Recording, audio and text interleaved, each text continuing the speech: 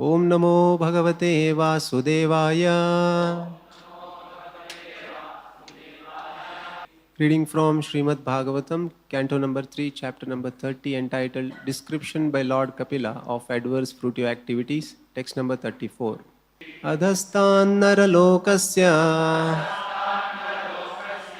yavatiryatanadayaha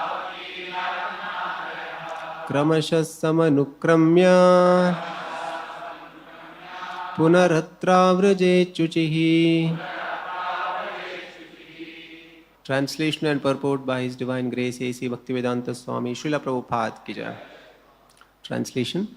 Having gone through all the miserable hellish conditions and having passed in a regular order through the lowest forms of animal life prior to human birth, and having thus been purged of his sins, one is reborn again as a human being on this earth. Purport by Srila Prabhupada. Just as a prisoner who has undergone troublesome prison life is set free again, the person who has always engaged in impious and mischievous activities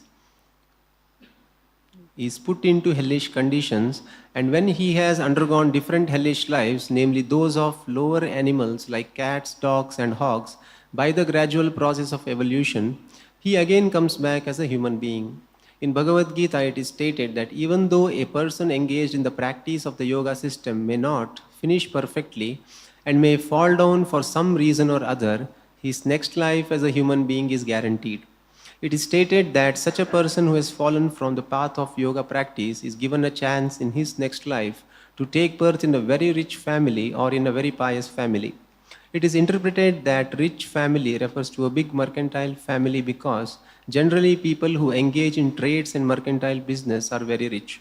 One who engaged in the process of self-realization or connecting with the Supreme Absolute Truth but fell short is allowed to take birth in such a rich family, or he is allowed to take birth in the family of pious brahmanas.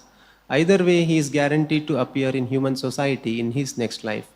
It can be concluded that if someone is not willing to enter into hellish life, as in Tamisra or Andha Tamisra, then he must take to the process of Krishna consciousness, which is the first class yoga system, because even if one is unable to attain complete Krishna consciousness in this life, he is guaranteed at least to take his next birth in a human family. He cannot be sent into a hellish condition. Krishna consciousness is the purest life, and it protects all human beings from gliding down to hell to take birth in a family of dogs or hogs. Thus ends the Bhaktivedanta purports of the third canto, 30th chapter of the Srimad Bhagavatam, entitled Description by Lord Kapila of Adverse Fruitive Activities. Thus ends the Bhaktivedanta purport. So this is the last verse of the chapter. Kapila describing adverse fruitive activities. And he rounds up the whole chapter in a very interesting manner in this verse and with a very positive note.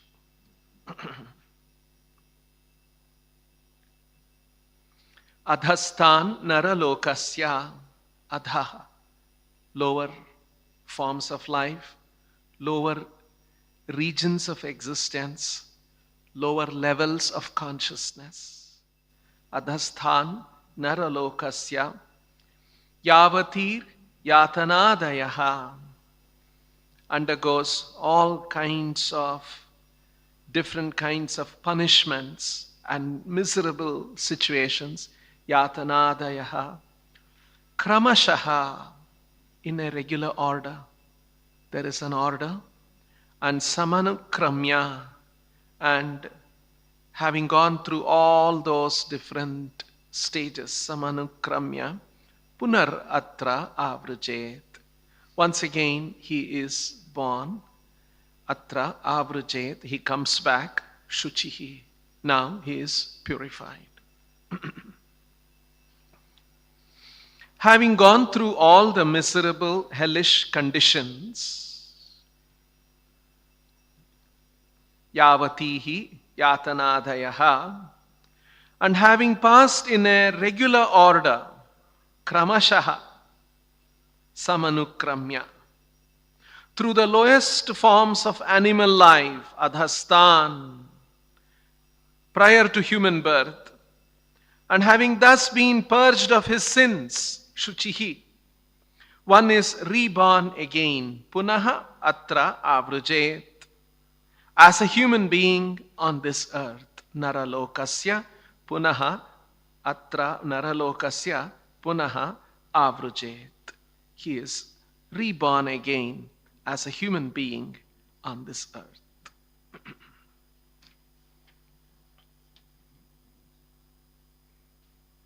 So we have to notice here, kramashaha samanukramya, in a regular order, samanukramya, going through all these different forms of existence, punaha atra avrujet, naralokasya. Once again, he is born as a human being. This whole chapter, or a good part of the chapter, described all the post-death, all the different kinds of existence that the soul goes through, traveling long distance and experiencing all that he had experienced in his life, seeing all of that, and then depending on the sinful reactions that he has accumulated, different kinds of experiences in different hellish regions, and after all that, punaha atra avrujet, punaha atra naralokasya avrujet. He once again is born as a human being. And here in the purport, Prabhupada, so the positive thing about what Kapila Deva is saying is that he may go through all of this, and now he is become purged of the sinful reactions, and now he is born again as a human being. He went through all of that. Kramashaha samanukramya. Samanukramya meaning all different forms he has to go through. Samyak anukramya. Completely go through all that. Kramashaha in a certain regular order.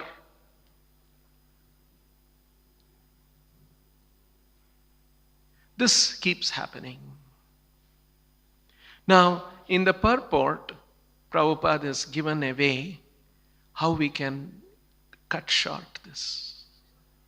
What is it that we can do to optimize this? Otherwise it will kramashaha samanukramya, takes many, many lifetimes, many births and all of that. And that is, if one has practiced yoga, then Shuchinam Srimatam Gehe. He does not have to go down and again come up. Samanukramya, Kramashaha Samanukramya. Does not have to go all the way down Adhastan. Samanukramya. Going all the way down and then slowly coming up. No. Quickly is again back in the human form of life. That is the alternate which Krishna describes in the Bhagavad Gita. And Prabhupada explains further, if someone has practiced, and what is the way? It is yoga prashtha, yoga, somebody who has practiced yoga. So, someone who practices yoga will not have to go down and come back up gradually, slowly, going through all that experience. He will be assured of a human birth. And Krishna explains in these two verses, and Prabhupada explains that one explanation is Prapya punya kritam lokan ushitva shashwati samaha shuchinam shrimatam gehe yoga brashto bhijayate. Because Arjuna asked a question, Krishna, what happens to a person who practices yoga but may not attain complete perfection and he dies? Or he falls down, he practices for some time and then he falls down and does not take it to complete perfection. What happens to such a person? So for that, Krishna is replying, if someone has practiced like that and yoga brashtha, he discontinued his practice of yoga, he didn't attain complete perfection, prapya punyakritam lokan. He will go to heavenly planets and enjoy for a long ushitva shashvati samaha. Long years, shashvati samaha, long years he will have good life.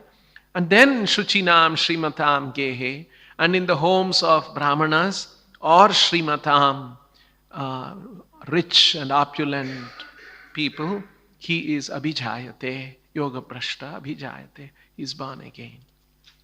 And in the next verse, Krishna says, Athava yoginam eva khule bhavati dhimatam etadhi durlabhataram loke janmayad idrisham.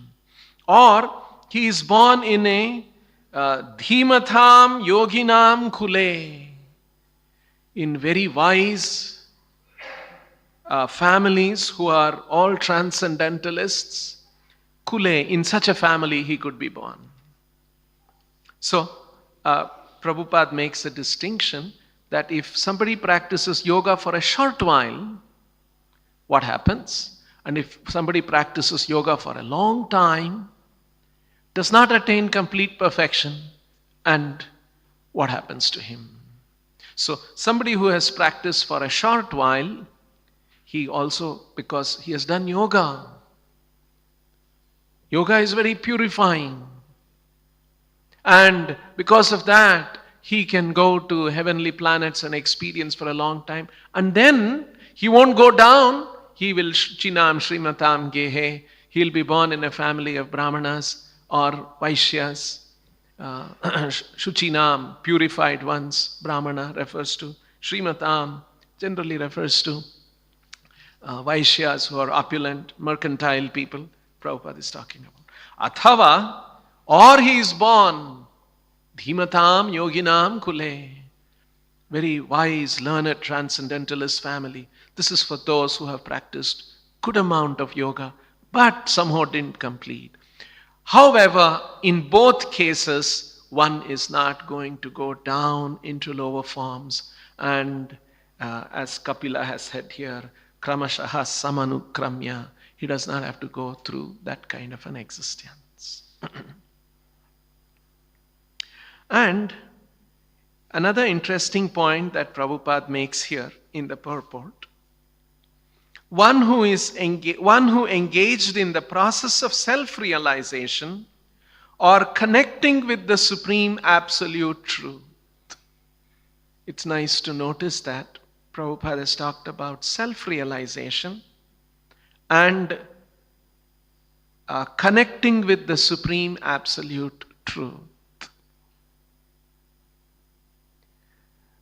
One is about self-realization. Who are we? What is our self? Realizing that.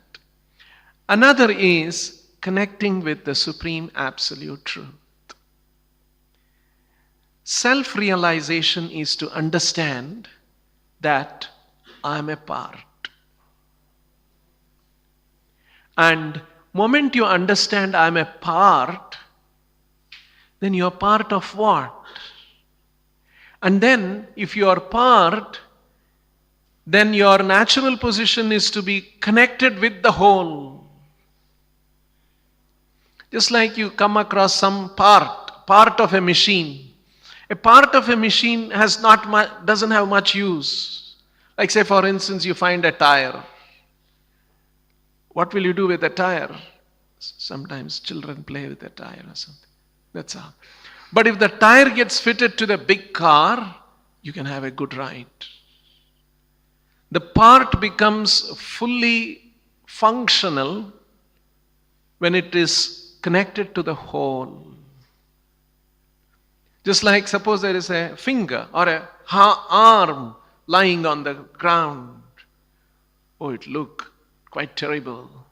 But if the arm is fixed to the hand, to the body, and the hand is functioning as part of the body, oh, it looks very beautiful, looks nice, it can be very useful. The part by itself becomes fully functional, attains its completeness when it is connected with the whole. And that's why self-realization and connecting with the absolute truth are very closely interlinked.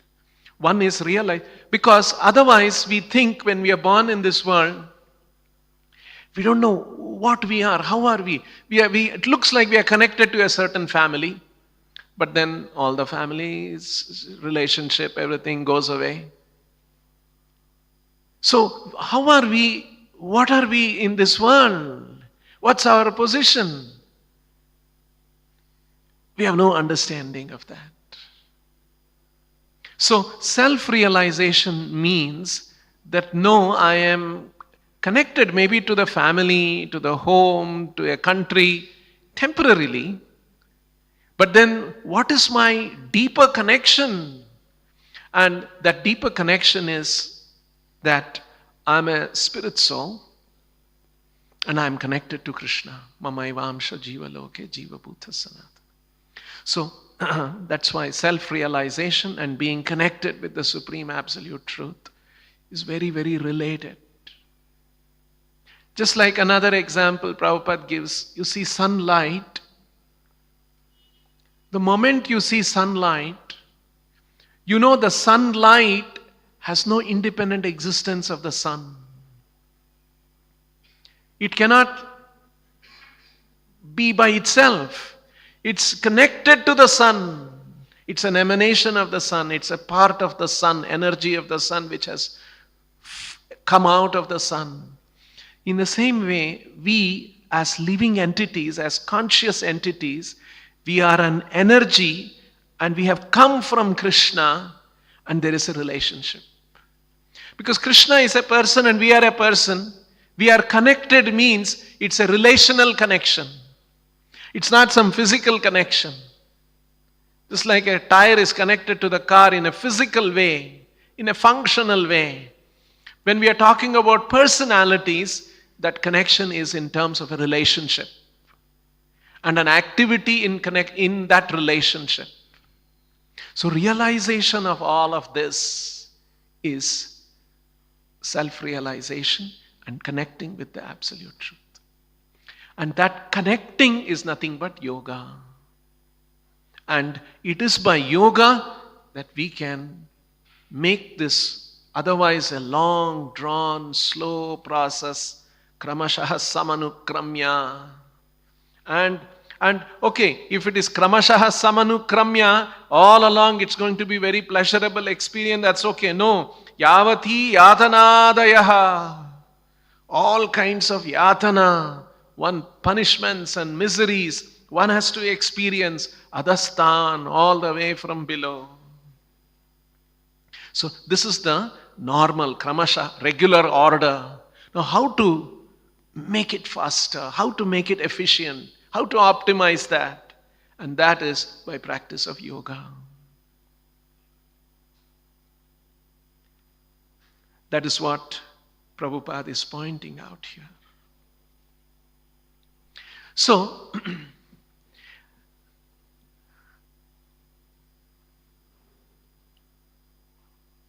this is the concern.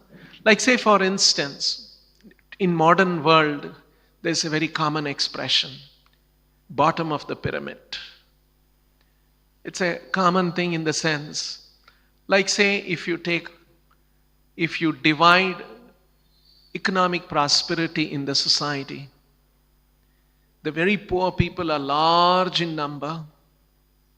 Anywhere, even in a developed society, and definitely in a developing society like ours, we have a large number of poor people. And then little more wealth, the number comes less. Some more wealth, it's like that. And the very, very wealthy people are at the very top. Right? That's how. And what is good government, what is good society? Trying to make more and more people prosperous. Somebody who is at the bottom of the pyramid, how we can move them up. Right? That's the whole process. The government is considered to be successful. A leader is considered to be very successful when he is able to increase. In other words, there should be upward movement of people in terms of economic prosperity. So now, let us say in human society, apart from economic prosperity, there are many more things that are important in the human society, like knowledge, good understanding, good awareness. Obviously, we will all agree that should increase.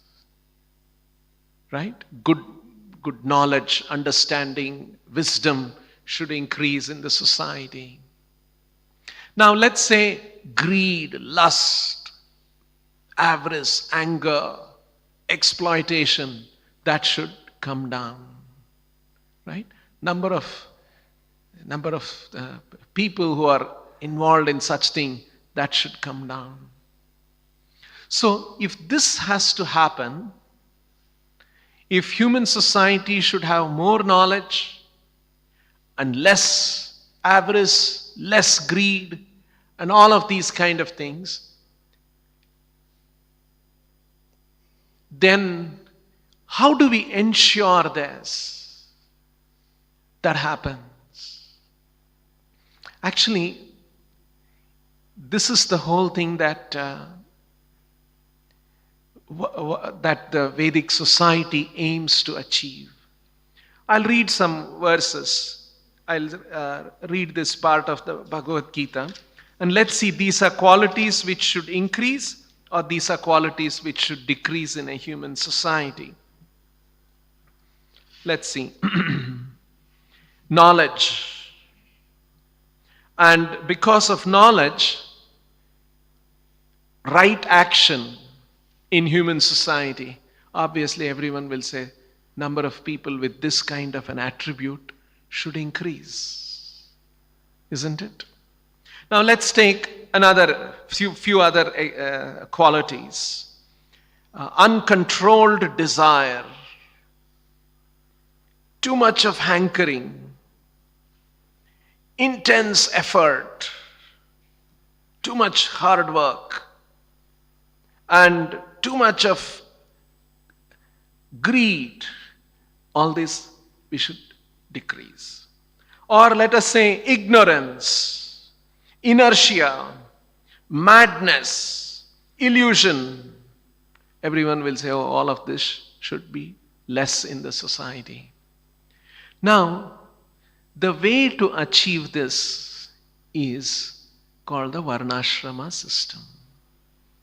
Because when sattva guna increases, naturally rajoguna and tamoguna decreases.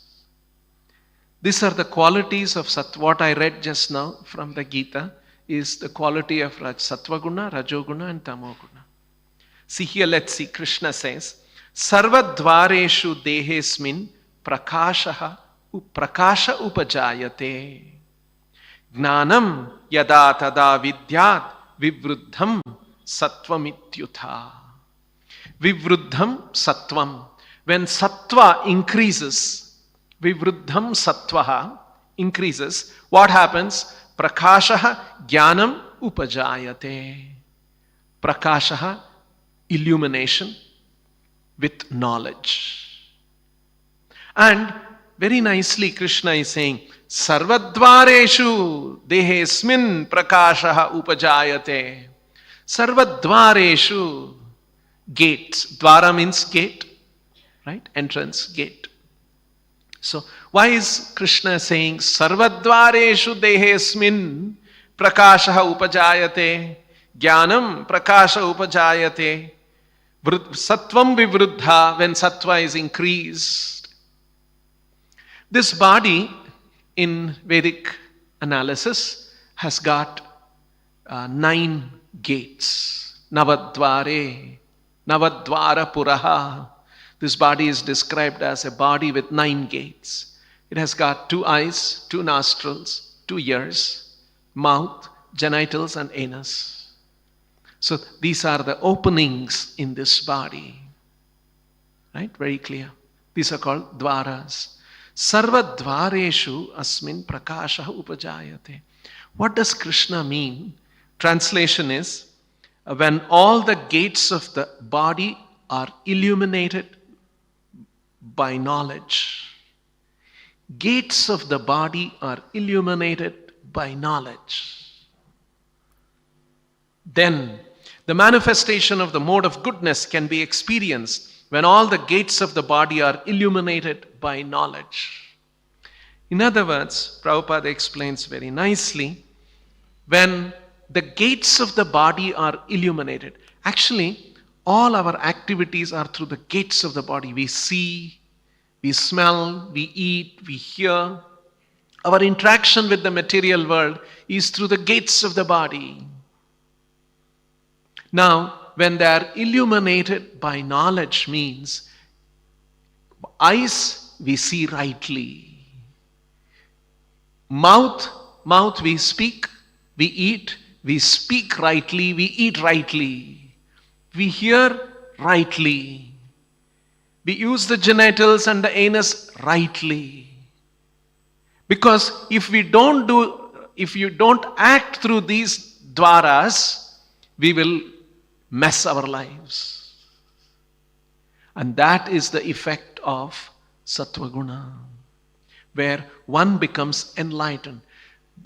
Prakashaha, Jnanam Prakashaha means when we come to Sattva-guna, when Sattva-guna increases, we begin to have clarity of vision.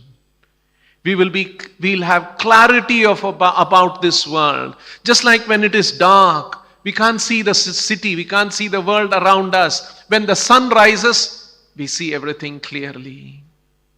So knowledge, illumination with knowledge is an important feature of Sattva-guna.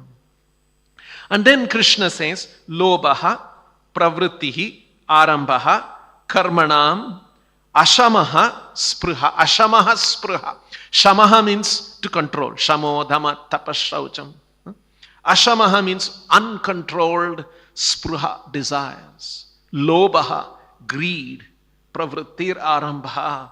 And Karmanam, intense, too much of desire to work and that kind of a thing. Disregard another person's what he wants to do, what she wants to do, what happens to the world, I don't care. I'm going to just achieve this kind of a madness. All of this are Rajasi etani jayante vivruddhe. When Rajasi vivruddhe, these things etani jayante, all these things come about. And then aprakashaha, ignorance, apravrittihi, inertia, laziness, no drive, pramadha, madness, moha, illusion. So definitely we don't want all these kind of things to increase in the human society. So now Rajoguna and Tamoguna creates sinful activities. Tada rajas tamo bhavaha kamalobhada yeschaye. And because of kama, lobha, all kinds of sinful activities will happen. And it's not desirable in the human society. We need regulation. In other words, Sattva guna should increase, Rajoguna and Tamoguna should decrease. Everybody will accept this. Because these are the effects of Sattva guna and these are the effects of Rajoguna and Tamoguna. Now, a systemic way how this happens in the human society, and that's called varnashrama. Varnashrama is a method of organizing the society in such a way that gradually more and more people are elevated to Sattva guna, or the Sattva guna content in the society, both individually and collectively, is increasing. Because Rajoguna and Tamoguna, it leads to all of the undesirable qualities in the human society. This is the whole process. Now, unfortunately, Varnashrama is misunderstood as caste system. What happens is, Yes, there are 4 castes. We may use the word caste, but actually it means Varna, the Shudra, the Vaishya, Kshatriya, and the Brahmana.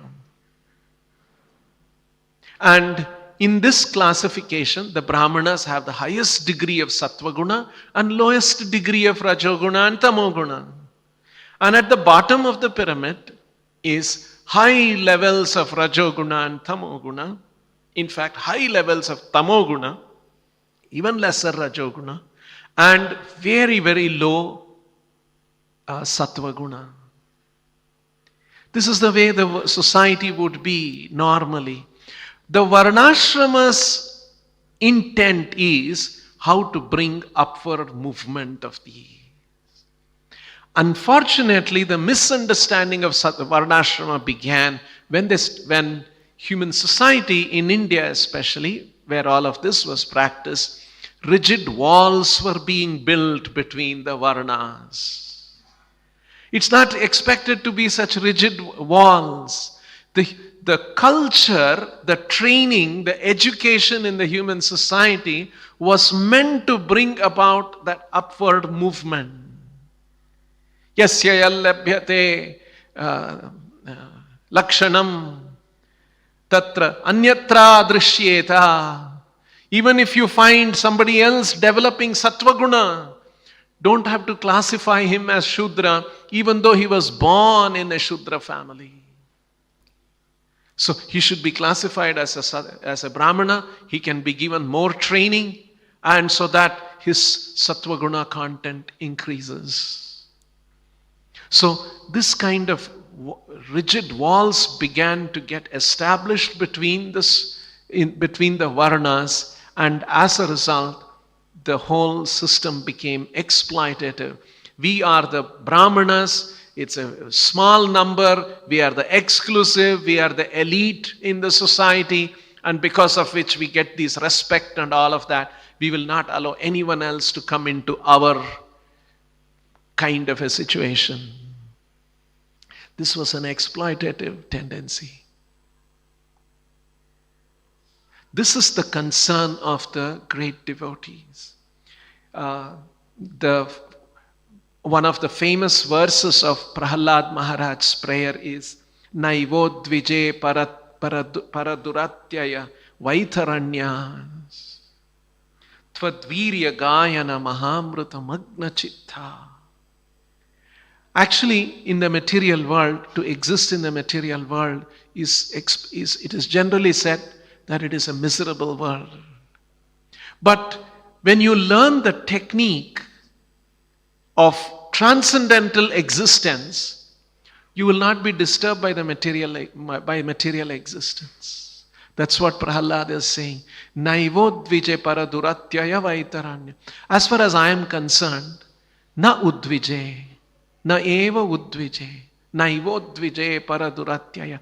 I am not miserable because tvadvirya gayana mahamruta magna chitta. I have learned the technique. If I have magna chitta, if my chitta is magna, is absorbed in tvadvirya gayana mahamruta magna chitta. He's telling this to Narasimha Deva. Lord Narasimha, your virya gayana mahamruta, to describe your prowess, to describe your greatness, and to be absorbed in that, that's completely so. It is amrita. And it is so wonderful. And this material world does not bother me. But something else bothers me. Shochetataha. Nevertheless, something else is afflicting me. I'm lamenting. Shochetataha. What is that? Vimukha chetasaha indriyartha maya sukhaya bharamudvahato vimudha. But there are others in this material world who are vimudha, fools. They are vimukha chetasaha. Instead of being connected with the Lord, they have become vimukha. They have become bahirmukha. They have turned away from Krishna. And vimukha chetasaha indriyarthe maya sukhaya bharamudvahataha. Maya sukhaya, for the illusory pleasure of indriya sukha, bharamudvahata, they are absorbed, they have become very busy in this world. They don't realize that where they are heading because of that. This is what I am lamenting. When Srila Prabhupada described during his last days especially, he said, I only completed half my work. He had done 108 temples, wrote so many books, and created a solid organization which was full of energy all over the world, which was exactly according to what his guru had ordered him, considered to be very successful, but he said, I only finished 50%. And Prabhupada said the other 50% is to create the varnashrama. Because varnashrama creates a gradual, systemic, upward movement of the society in increasing sattva guna. And when Srila Prabhupada was lying on his bed, October, I think it was October 12 or so, just about a month before Srila Prabhupada left his body. He was lying on the bed and he was still translating, and devotees would hold a microphone to his mouth and they would read the Bhagavatam and the commentaries slowly, and Prabhupada would translate and give his purports in English language, and he would be dictating. And you will see this, one of the famous, it's there on the YouTube, one of the famous videos where Prabhupada is saying how to bring them to sattva guna. Because rajo guna will increase kama, lobha, and people will get implicated in sinful activities and there will be misery. How to bring them to knowledge, how to make their lives very clean. Their lifestyle is very clean and enlightened, knowledge, or because of that all their activities are very enlightened. And this can be brought out, this can happen when varnashrama is established. And these were the thoughts of Srila Prabhupada, that this is an important activity in the human society and I have not completed that part. Of course, Prabhupada has given a lot of instructions, and Prabhupada will continue to give instructions to his faithful followers to complete all of these things that Prabhupada wanted to do. So, these are the important considerations. If yoga is there, otherwise, human society, we get the human form of life. If we do not get enlightened with spiritual knowledge, then commit sinful activities, what happens is adhasthan, yavatir yatanadayaha. One will go down and one has to again come back slowly over a period of time, taking different kinds of birth. And the only solution is yoga. And yoga is connecting with God. Connecting with God, proper understanding of ourselves, all that happens in sattva guna. Sattva guna, characteristic of sattva guna is enlightened existence. And that gradually everyone can participate in this enlightening process. It's not just the elite brahmanas, just a few upper caste people. That's not the understanding. The whole society should be moving up in knowledge, understanding, enlightenment through sattva guna. And that is the system of doing that, is organizing the society in a varnashrama system, varnashrama culture. So these are some of the nice things, and how Kapila Deva finally concludes that in this way one gets a human form of life, and so that we value this human form of life very much. We'll stop here. Grantaraj Srimad Bhagavatam ki, Srila Prabhupada ki.